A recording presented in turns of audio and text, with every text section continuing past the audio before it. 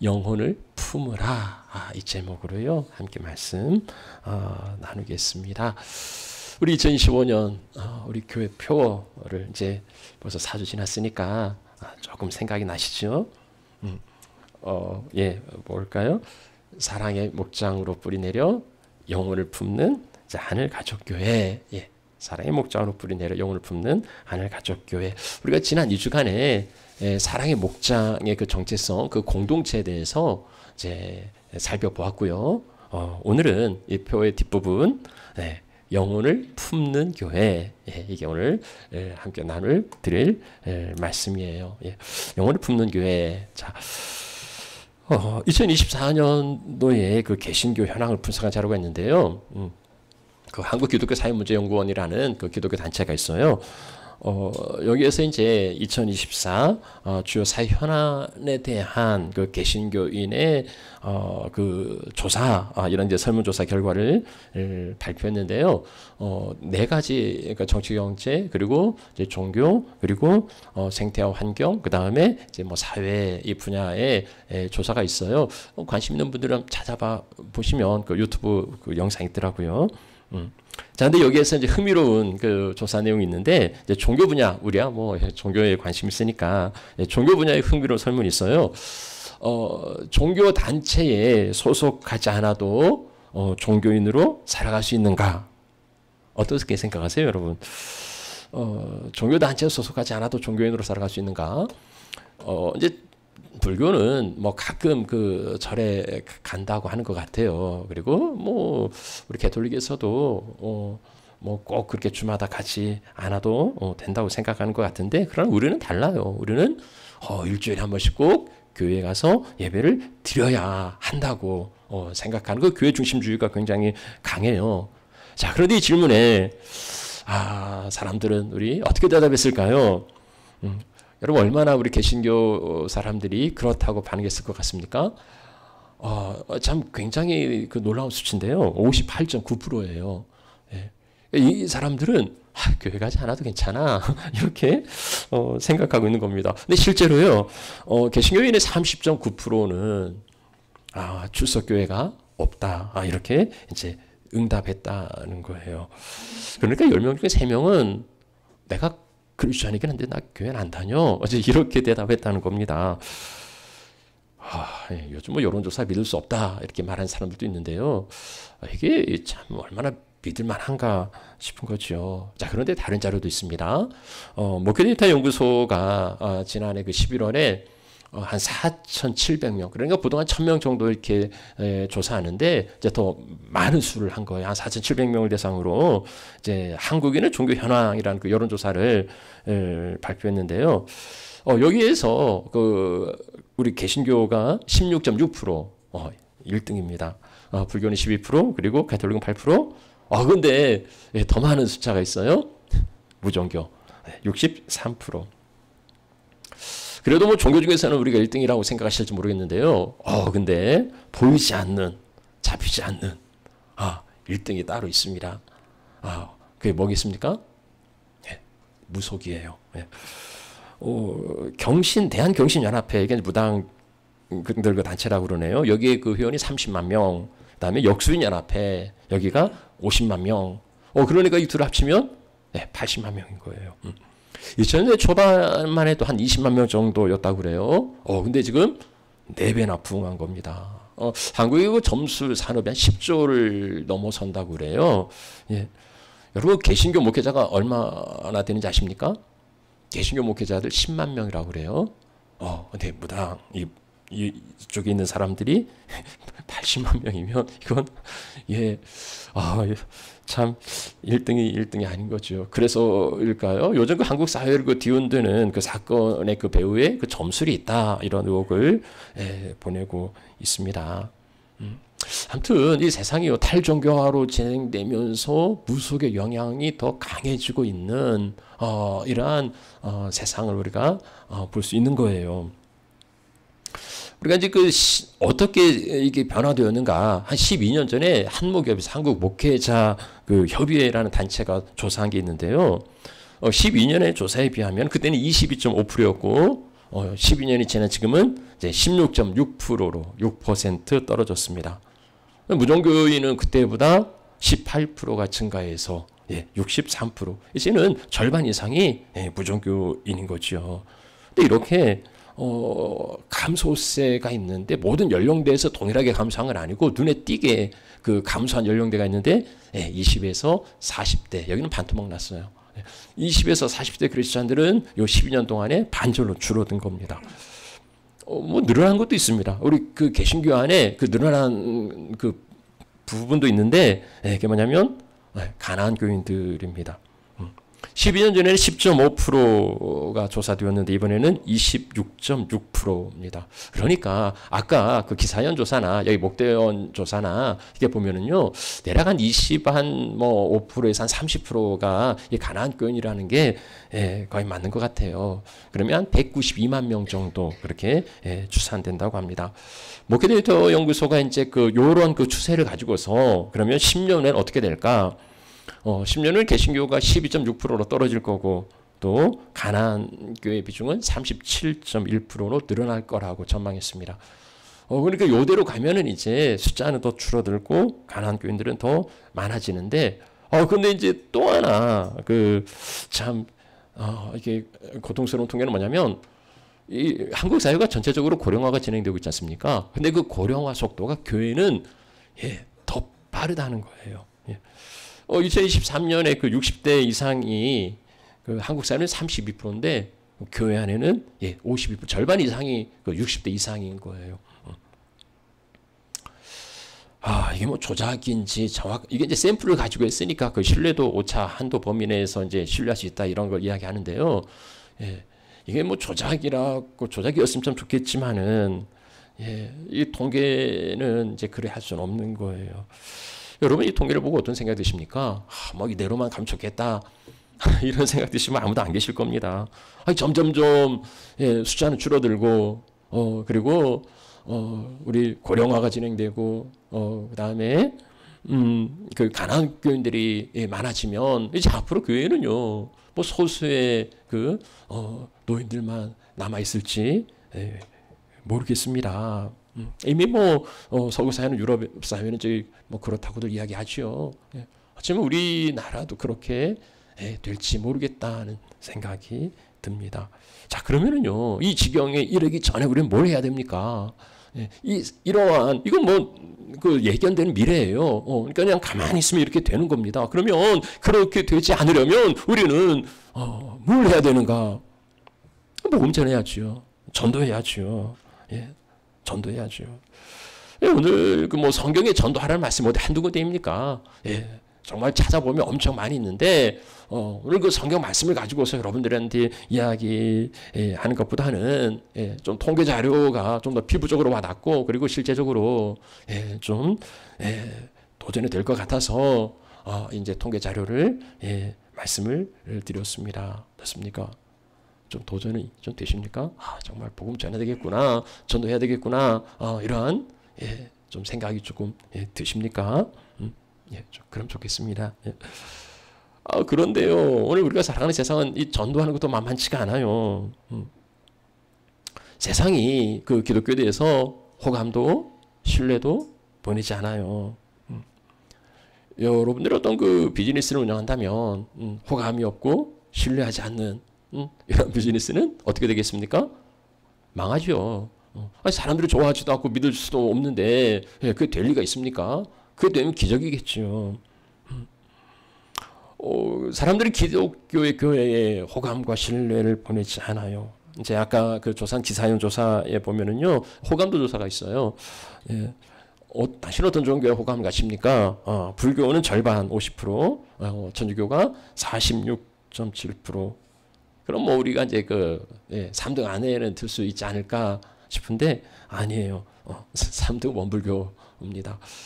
그럼 우리는 13%, 4등. 근데 우리하고 조금 비슷한 종교가 있어요. 여러분 그 천도교라고 아십니까? 이게 동학이 이제 천도교인데 그런 종교 여러분 주변에 있으세요? 아무도 없잖아요. 이 천교도 이 동학에 대한 호감도가 이 기독교에 대한 호감도가 비슷한 거예요. 이 수치는요, 이렇게 나타나긴 했지만, 아니, 누가 동학을 합니까? 예. 이 기독교도 호감이 뭐 없다는 것과 다를 바가 없는 거죠. 신뢰에 대한 조사도 있는데요. 물론 뭐 사람들이 이제 신뢰하지 않는다. 이건 뭐 우리도 알고 있어요. 근데 그것보다도 참 더 이렇게 이제 뼈 아픈 이런 건 뭐냐면 우리조차도 그 크리스천들마저도 개신교인들도 우리를 신뢰하지 않는다는 통계예요. 예. 우리도 우리를 믿을 수 없다. 이건 정말 심각한 게 아니겠습니까? 자기 스스로도 믿지 못하면서 믿을 수 없는 단체를 사람들에게 믿으라고 한다는 것도 참 이게 모순되는 게 아닐까 싶은 거예요. 자, 그런데 흥미로운 점은요. 이제 제가 무슨 말씀을 드리려고 하냐면, 왜 사람들이 신뢰하지 않는가? 우리는 왜 신뢰받지 못하는가? 이 질문에 그 개신교인들은 그 스스로 윤리적인 부패, 사회적인 책임 결여, 지나친 전도 이렇게 반성문을 썼습니다. 그러니까 우리가 윤리적으로 좀 부패했고 썩었고 그다음에 사회적인 책임을 감당하지 않고 이기주의로 살았고 그다음에 다른 사람들에 대해서 무례했다고 그렇게 생각했던 거죠. 자, 근데 이 세상 사람들은 달라요. 왜 니들을 믿을 수 없냐 하면 그 첫 번째 요인이 지나친 전도라고 그렇게 꼽고 있습니다. 뭐 부패, 차별과 혐오 발언 이런 순서인데 이건 뜻밖이지 않아요? 우리가 뭐 조금 뭐 달하겠다, 뭐 부패했다, 그건 오케이 이해할 수 있겠는데 아니 전도한다고 믿을 수 없다? 이건 잘 이해가 안 되는 거죠. 우리가 앞서 이제 그래 우리는 복음 전해야 돼. 그 지경이 되지 않으려면 우리는 전도해야 돼. 이런 이제 도전을 받고 이런 결심을 하게 되는데 근데 세상 사람들은요 그 전도에 대해서 니들 그 전도 때문에 니들 믿을 수 없는 거야. 이렇게 말하고 있는 거죠. 사람들은 그 기독교인의 전도에 대하여서 몸서리치고요. 그 알레르기 반응을 보이는 거예요. 그거 하지 마. 그럼 전도를 하지 말아야 하는 걸까요? 그냥 가만히 있는 게 도와주는 걸까요? 그럴 수 없죠. 가만히 있으면 그렇게 된다니까는요. 가만히 있으면 이제 점점 사라져 가요. 가만히 있어서는 안 되지요.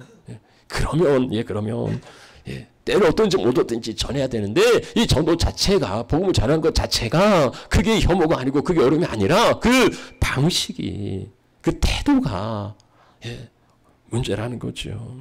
그래서 우리는 이 지점에서 우리의 전도에 대해서 돌아보아야 합니다.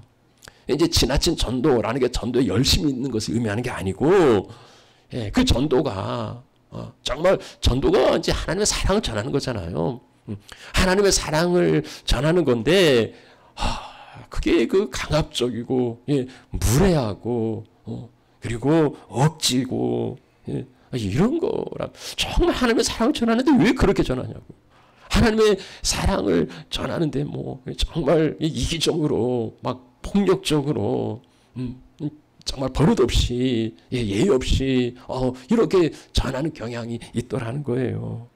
뭐 흔히 그런 거지요. 그 공공장소에서 막 피켓 들고 막 메가폰 들고 뭐 예수 전당 뭐 불신 지옥 뭐 이런 거죠. 심지어는요. 뭐 사찰에 들어가서 무슨 뭐 땅밟기 한다고 막 기타 치고 찬양하면서 노래 부르고 예수 믿으라고 이게 미친 짓 아닙니까? 여러분 거꾸로 생각해 보시면 돼요. 아니 어떤 스님 여기 와가지고서는 막 목탁치면서 뭐 불교 믿으라고 이러면 이게 제정신이 아닌 거죠. 그럴 수 없는 거죠. 아니 공공장소에서 뭐 막 목탁치면서 막 그러고 있으면은 눈살 찌푸리지 않겠습니까? 조그만 뭐 역지사지해 보아도 충분히 알 수 있는 것들이죠. 뭐 전도하는 게 참 좋은데 그냥 자기 뭐 주장만 막 일방적으로 늘어놓고 뭐 믿으라고 강요하고 막 윽박 지르고 이 숨막힐 지경이라고 호소하는 겁니다. 사람들은 이 왜곡된 전도를 거부하는 거죠. 그럼 전도의 그 본질이 뭡니까? 이제 복음을 전한다는 거. 그것을 다른 표현으로 하면은 영혼을 품는 거라 이렇게 볼 수 있을 것 같아요. 예, 영혼을 품는 거.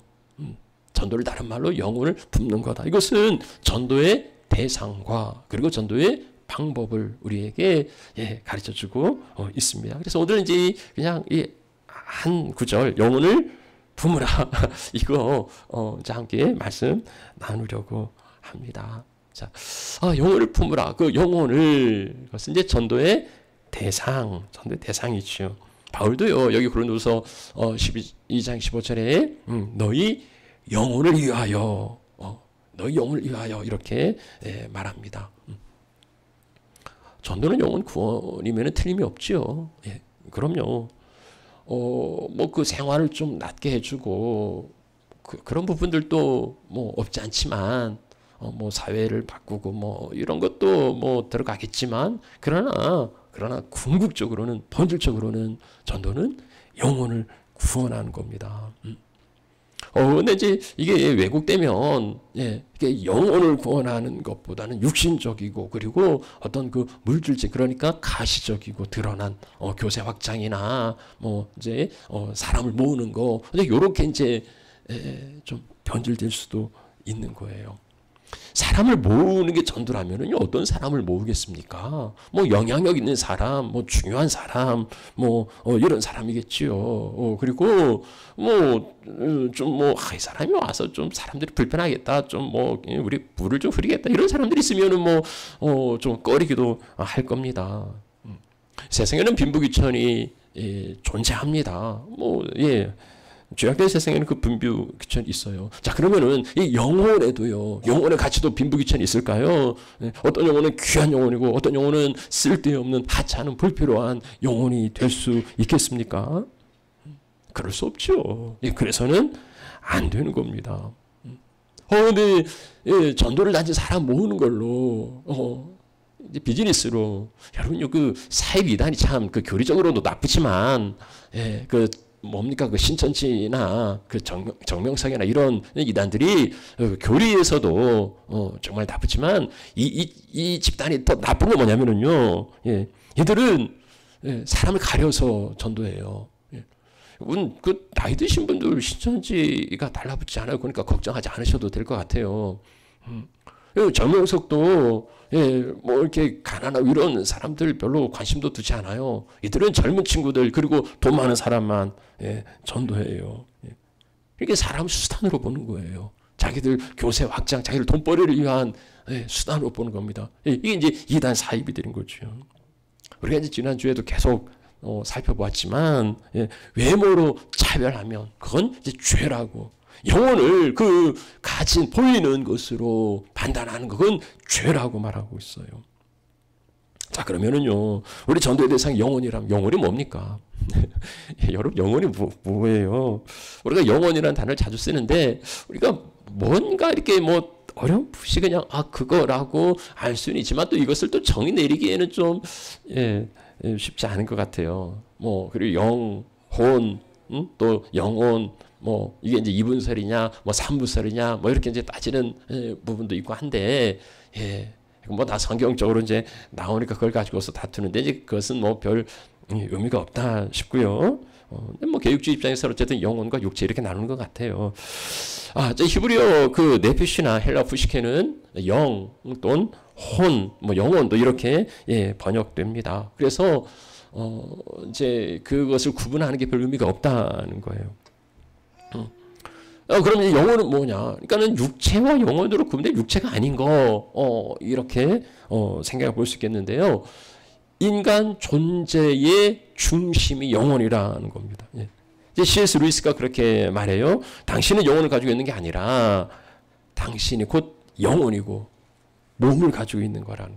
그러니까 뭐냐? 몸은요, 이 세상에서 몸이에요. 물론 이제 부활하며 또 부활체로 있지만 그것은 사라진 다음이고요.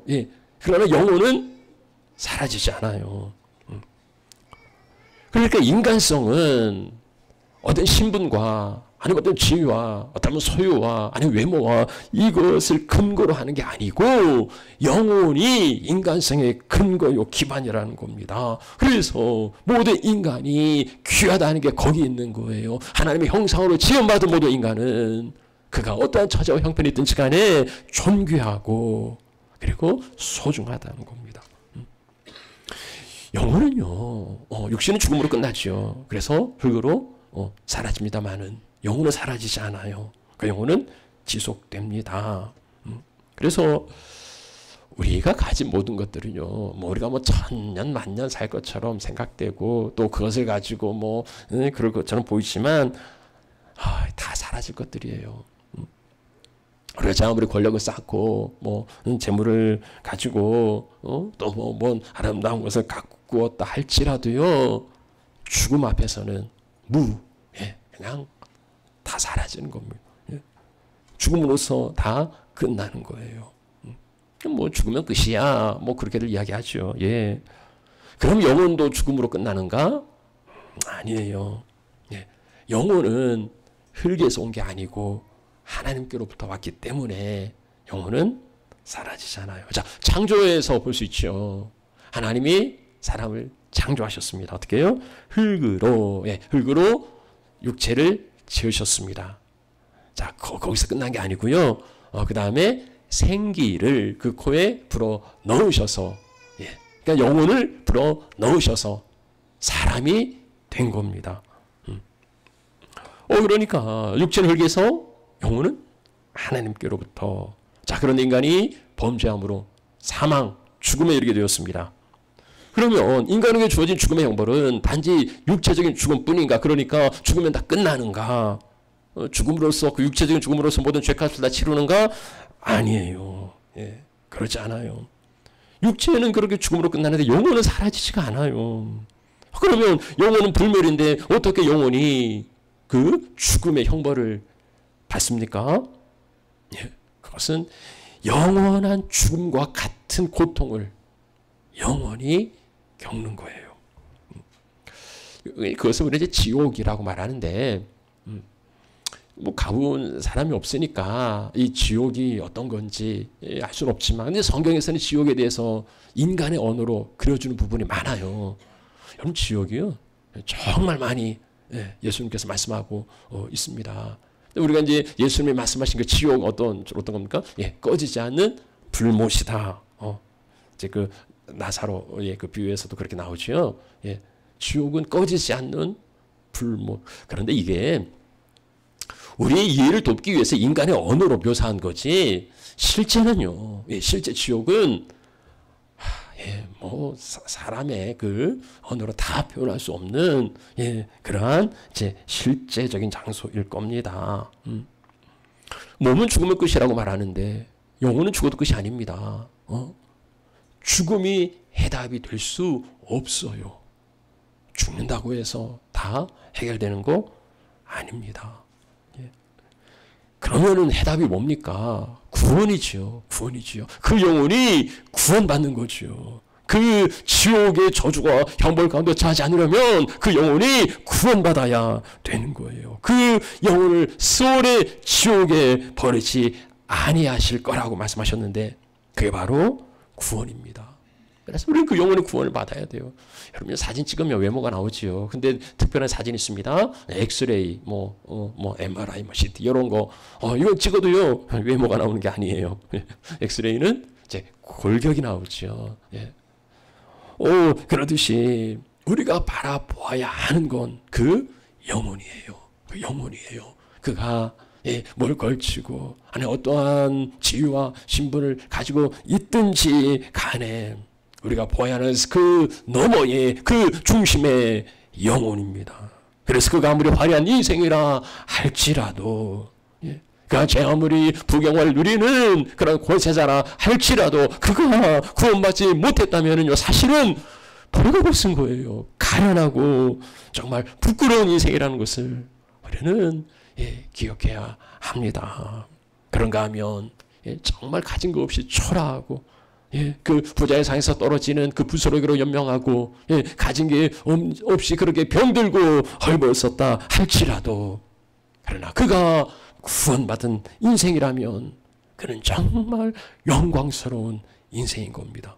잠시 잠깐 그 나그네 같은 순간의 시간을 지나고 그는 그 영광의 영생을 누리게 될 겁니다. 그래서 우리는요, 그 영혼에 관심을 가지고 그 영혼이 구원받아야 하는 존재임을, 그의 상황과 형편과 처지와 이것과는 전혀 무관하게 그 영혼이 구원받아야 하는 존재임을 우리는 꼭 기억하시고 붙드셔야 합니다. 자, 그럼 이제 두 번째, 그 영혼을 그 다음에 이제 품으라. 이것은 이제 방법이 되겠죠. 방법, 영혼을 품으라.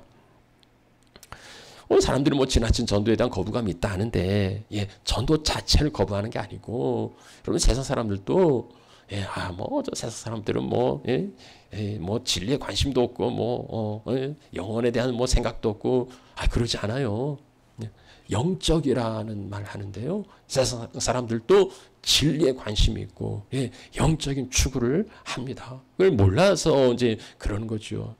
그것에 대해서 진지하게 우리가 전하면 그들은 그 진리를 받아들일 수밖에 없는 거예요.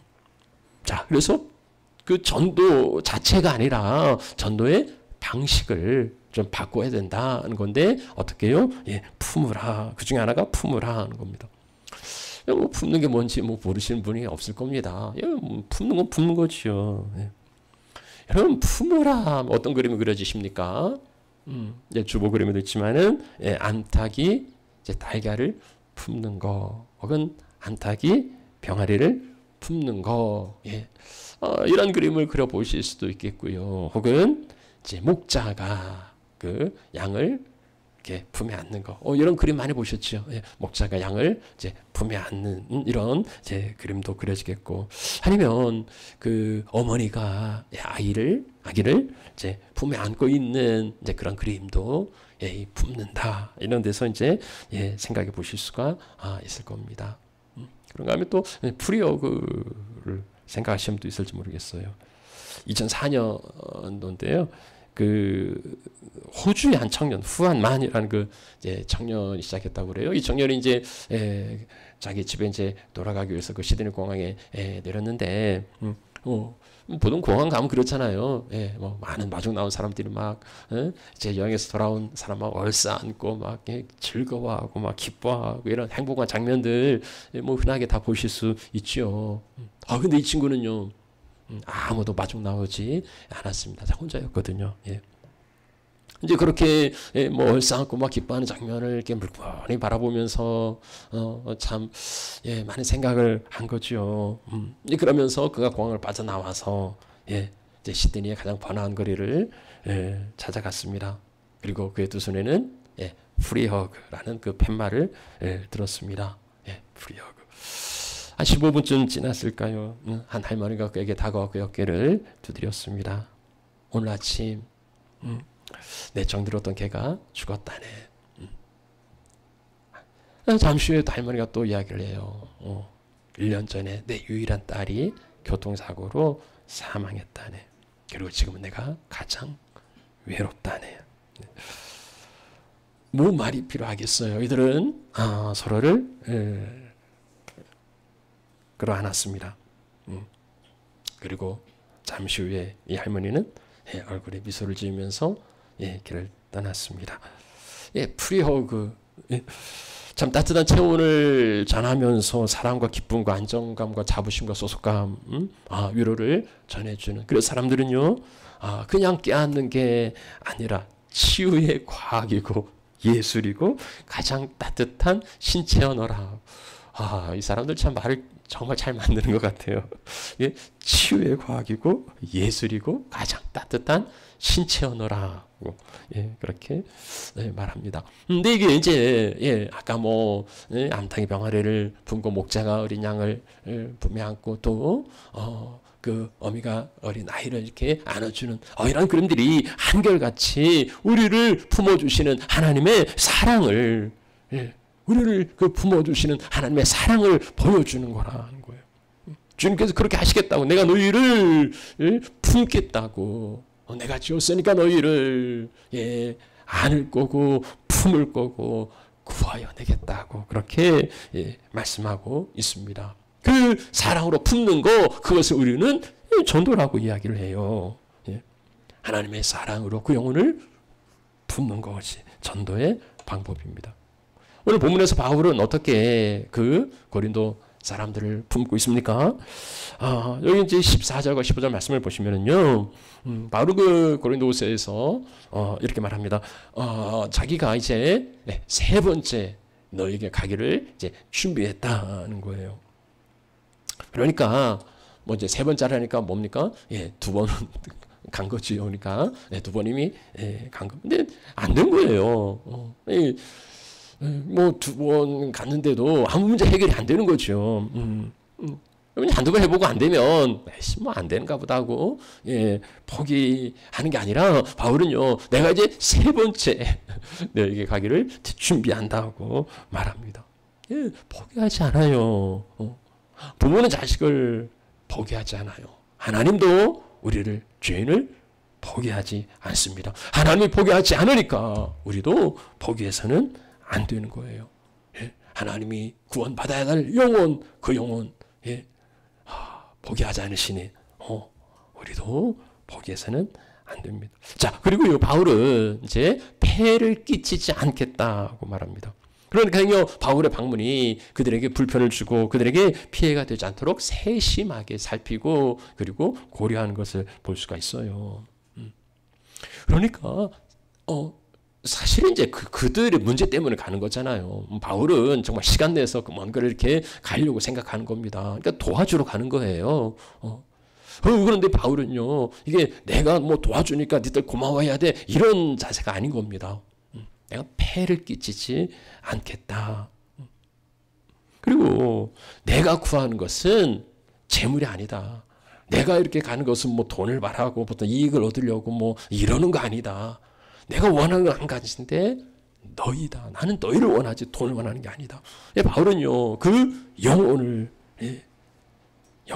생각하고 있는 겁니다. 그러면서 자, 이를 위해서라면 나는 내 재물도 쓸 수 있고 그리고 심지어는 자기 자신까지도 내어줄 수 있다고 말합니다.